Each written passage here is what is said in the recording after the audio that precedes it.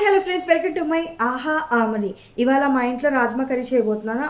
కావాల్సిన పదార్థాలు ఏంటి చేసేద్దాం రండి. ఇప్పుడు నేను రాజ్మాని నైట్ అంతా నానబెట్టుకున్నానండి. ఒక 7 అవర్స్ 8 అవర్స్ కంపల్సరీ నానబెట్టుకోవాలి. ఆ తర్వాత దీంట్లో లవంగాలు వేయాలండి. ఒక ఫోర్ వేసుకుంటే సరిపోతుంది. అండ్ ఇంకా యాలక్కాయలు, ఒక బిర్యానీ ఆకు కూడా వేసుకోవాలి. బట్ నా దగ్గర లేదు ప్రజెంట్, నేను వేయట్లేదు. మీరు వేసుకోండి. ఇదేమో దాల్చి చెక్క చిన్న ముక్క వేసుకుందాం. వేసుకున్న తర్వాత ఇప్పుడు దీంట్లో కొంచెం పసుపు వేసుకుందాం. పసుపు అండ్ కారం లైట్గా మళ్ళీ దాంట్లో వేసుకుంటాం. కర్రీలో ఉడకబెట్టేటప్పుడే వేస్తారండి. ఇవన్నీ బాగా పడుతుంది దీనికి, అప్పుడైతేనే టేస్ట్ ఉంటుంది, లేకపోతే చప్పగా ఉంటుంది అన్నమాట. ఇవన్నీ వేసేసి సాల్ట్, కారం, పసుపు ఇవన్నీ వేసేసి కుక్కరు ఒక 8 విజిల్స్ అలా పెట్టేసుకుందాం. ఓకేనా? ఇప్పుడు స్టవ్ ఆన్ చేసుకుందామండి. స్టవ్ ఆన్ చేసుకొని కుక్కర్ పెట్టేసుకుందాం. కుక్కర్ పెట్టేసుకున్న తర్వాత ఒక 8 విజిల్స్ వస్తే మనం ఆఫ్ చేసేసుకుందాం. ఆ తర్వాత ఇప్పుడు టమాటాలు అండ్ ఉల్లిపాయలు ఒక 5 తీసుకున్నానండి. నేను 5 తీసుకున్నాను. ఇవి కూడా టమాటాలు 5 తీసుకున్నాను నేను.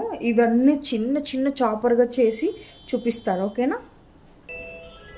నేను ఆనియన్స్ కడిగేస్తున్నానండి. ఆనియన్స్ అండ్ టమాటాలు బాగా వాష్ చేసుకొని నేను ఇందులో వేసుకుంటానండి. ఇందులో వేస్తే చాలా చిన్నగా వచ్చేస్తే త్వరగా పని కూడా అయిపోతుంది మనకి. ఇలా వేసేస్తే తొందరగా అయిపోతుంది అన్నమాట. మన ఈజీగా కూడా పని అయిపోతుంది. ఇలాగా టమాటాలు కూడా నెక్స్ట్ తీసేసి వేసుకోవడమే.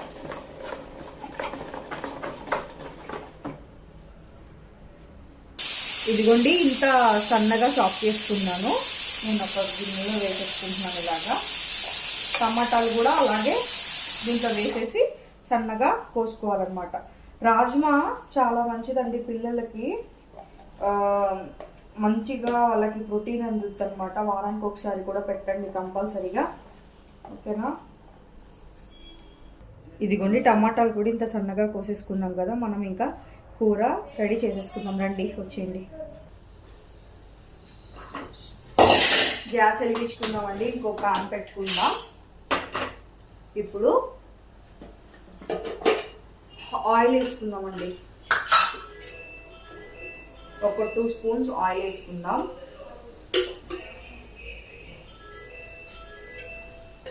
ఆయిల్ వేసుకున్న తర్వాత ఆల్రెడీ మనం మసాలాలు ఇందులోనే ఈ కుక్కర్లో వేసుకున్నాం కదా, దీంట్లో అవసరం లేదండి. నార్మల్గా కూడా వేసుకుంటారు, ఎక్కువ అయిపోతుంది మసాలా, అవసరం లేదు. ఇంకా ఇప్పుడు చాప్ చేసుకున్న ఆనియన్స్ వేసేసుకున్నామండి. చూడండి, ఇంత సన్నగా వచ్చాయి చూడండి, ఇలాగనమాట. ఈ ఆనియన్స్ వేసేసుకొని బాగా బ్రౌన్ కలర్ వచ్చేదాకా బాగా వేపుకోవాలండి. బాగా వేగాలి. ఇవి వేగడానికి ఒక 10 నిమిషాలన్నా పడుతుందండి. సిమ్లో పెట్టేసి లో పెట్టేసుకొని వేసేసుకొని కొంచెం. ఇప్పుడు కొంచెం వేగిపోయినాయండి. కరివేపాకు వేసేసుకుందాం. ఆ తర్వాత అల్లం వెల్లుల్లి పేస్ట్ చేసుకుందాం. అల్లం వెల్లుల్లి పేస్ట్ కొంచెం ఇంట్లోనే చేస్తానండి. నేను ఫ్రెష్గా చేసి పెట్టుకుంటాను. మీరు కూడా ఇంట్లో చేసుకోవడానికి ప్రయత్నించండి. బయట అల్లం వెల్లుల్లి పేస్ట్లో అరటికాయది గెల ఉంటుంది కదండి, ఆ గెల తీసుకొచ్చి వేస్తారంట. అది వేసుకోకండి. మనం ఎంతలోపు ఇంట్లోనే తీసుకుంటే బెస్ట్ అండి. ఏదైనా సరే ఈ రోజుల్లో అన్ని కల్తీలు అయిపోయినాయి కాబట్టి మనం ఏమీ ఇంట్లో మ్యాక్సిమం ఇంట్లోనే ట్రై చేస్తే బాగుంటుంది. ఓకే ఫ్రెండ్స్, ఇది వేగిపోయింది. లైట్గా అందులో పసుపు వేసాం కదా, మళ్ళీ లైట్గా వేసుకుందాం. ఓకేనా?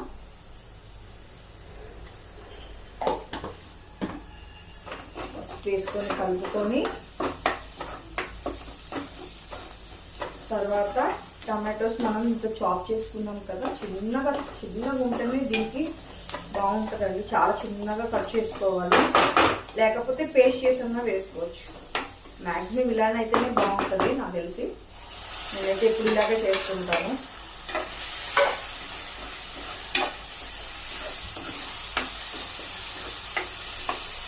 టమాటా కొంచెం ఇది దగ్గరికి రానివ్వాలండి.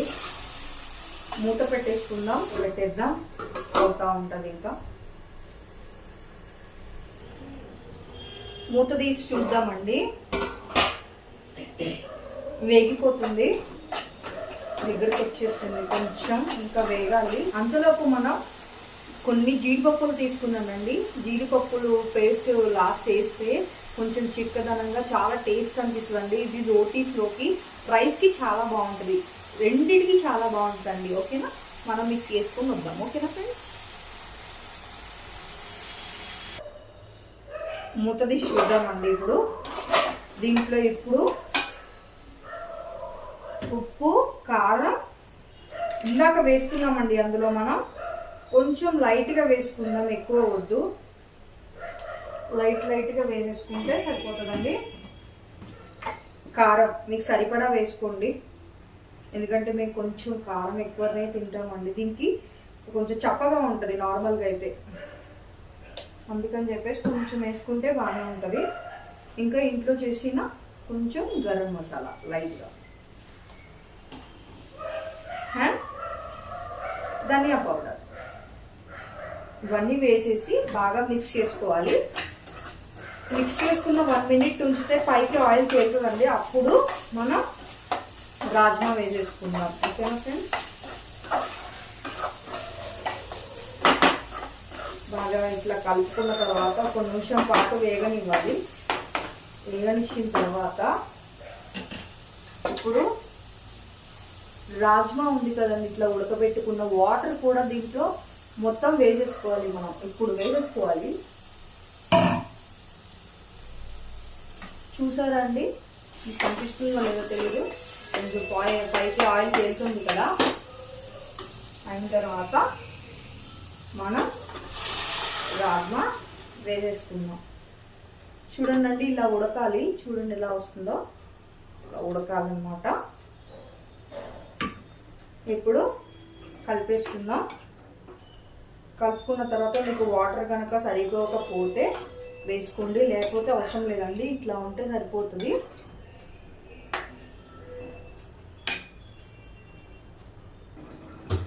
ఇంకా ఇది జీడిపప్పు పేస్ట్ అన్నాను కదండి, జీడిపప్పు పేస్ట్ చేసుకున్నాను నేను. కొంచెం వేసేసుకుంటున్నాను. వేసుకొని ఒక 5 మినిట్స్ అండి సిమ్లో పెట్టేసి ఉడకబెట్టుకోవాలి. ఇంకా 5 మినిట్స్ అయిపోతే మన కర్రీ రెడీ అయిపోతుంది. ఒక మూత పెట్టేసుకుందాం.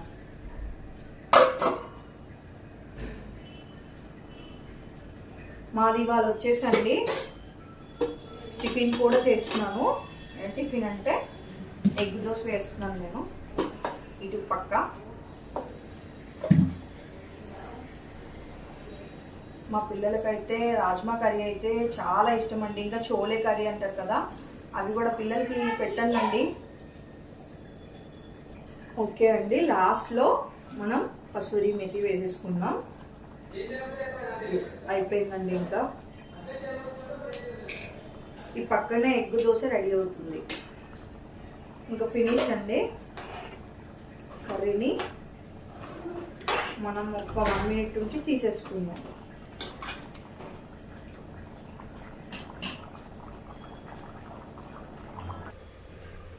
కూర అయిపోయిందండి. మనం స్టవ్ ఆఫ్ చేసేసుకుందాం. చూడండి ఎలా ఉందో. ఇలానే ఉంచుకోనండి, గట్టిగా అయిపోతుంది. లేకపోతే దగ్గరికి అయిపోతే మళ్ళీ మొత్తం ముద్దలాగా అయిపోతుంది. అందుకని చెప్పి స్టవ్ కట్టేద్దాం. ఇప్పుడు మనం సర్వింగ్ బౌల్లో తీసుకుందాం. ఓకే ఫ్రెండ్స్, మా కర్రీ ఈజ్ రెడీ అయిపోయిందండి. చాలా అంటే చాలా టేస్ట్గా ఉంటుంది. మా పిల్లలకి నేను బాక్స్ పెట్టాలన్నమాట. మార్నింగ్ చేశాను ఇది కర్రీ.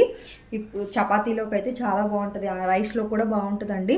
ఓకే ఫ్రెండ్స్, నా వీడియో కనుక మీకు నచ్చినట్లయితే లైక్ చేయండి, షేర్ చేయండి, కామెంట్ చేయండి, సబ్స్క్రైబ్ కూడా చేసుకోండి ఫ్రెండ్స్. Okay friends, bye. ఇంకో వీడియోలో కలుద్దాం friends. Okay friends, love you all.